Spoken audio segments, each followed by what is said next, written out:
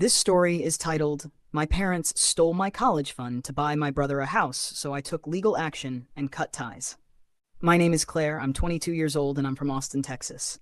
My whole life, I was raised to believe that family always comes first, that no matter what, we support each other. And for a long time, I truly believed in that. I thought my parents had my best interests at heart, that they wanted the best for me, just like they did for my older brother, Jake. But I was wrong.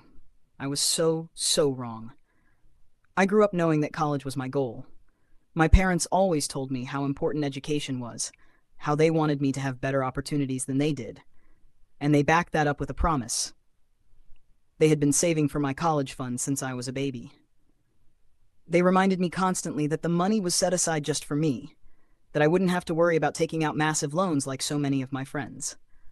It was the one thing that kept me going through high school, through the late night studying, the stress, the pressure. But all of that came crashing down in the span of one conversation. It happened just a few months before I was supposed to start college. I had been accepted into my dream school, and I was beyond excited. I sat my parents down to go over the financials, expecting a normal, supportive conversation.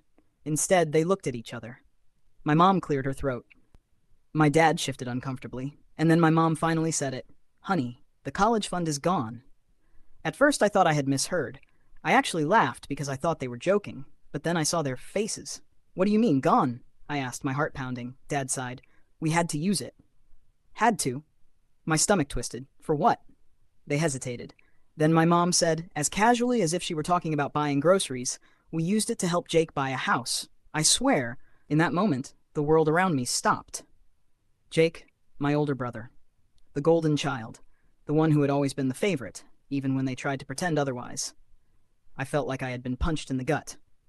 You used my college money to buy Jake a house? He needed it, Mom said. Like that explained everything.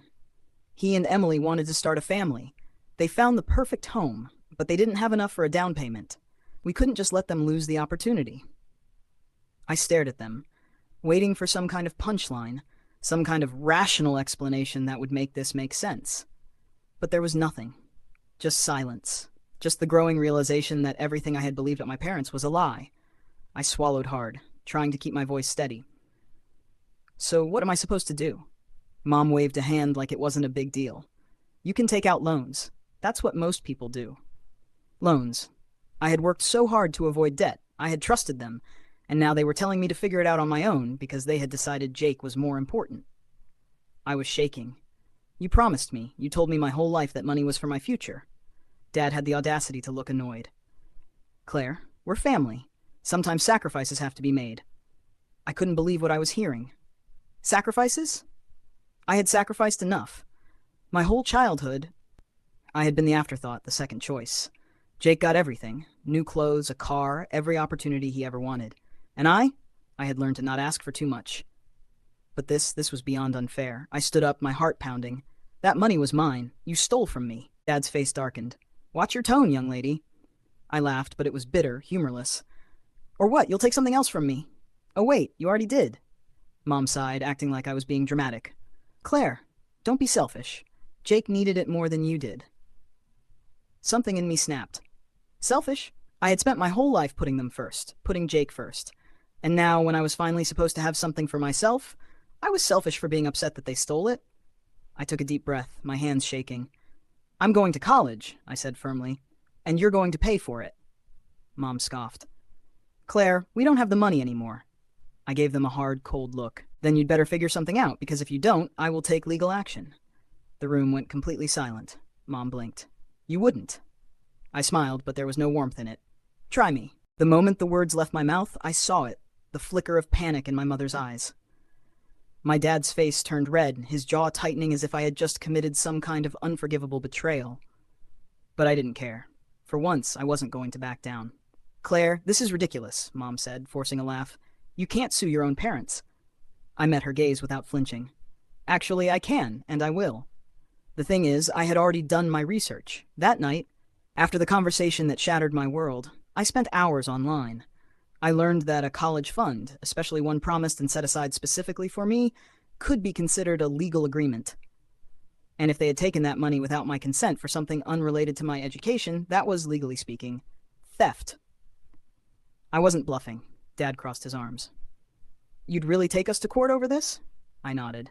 Yes, because this wasn't just helping family. This was stealing my future. They didn't take me seriously at first. They tried to gaslight me, saying I was being dramatic, that I was tearing the family apart over a little money. A little money? It was my entire college education. When they realized I wasn't going to let this go, they switched tactics. Mom started crying, telling me I was cruel, that I was ungrateful for everything they had done for me. Dad went the guilt trip route, saying, after all we've done for you, this is how you repay us. But I didn't budge. I contacted a lawyer. I explained the situation, and to my relief, they told me I had a case. It wasn't just about the money. It was about the betrayal, the broken promise, the deception. When my parents received the legal notice, all hell broke loose. They called me, screaming, demanding that I drop it. Jake even had the audacity to call and say I was ruining his family's happiness. I told him, funny, because you had no problem ruining my future. Then I hung up. I did not back down. In the end, my parents realized they had no choice. They settled. They sold off assets, dipped into savings, and somehow, they found a way to return the money. But by then, the damage was done. I went no contact. I packed my things, moved out, and never looked back. And Jake, he never apologized. Never even admitted that what they did was wrong. I don't regret taking legal action. I don't regret choosing myself for once. Because family is supposed to support you, not steal from you. So tell me, was I wrong? Would you have done the same? Let me know in the comments, and don't forget to like and subscribe for more stories like this.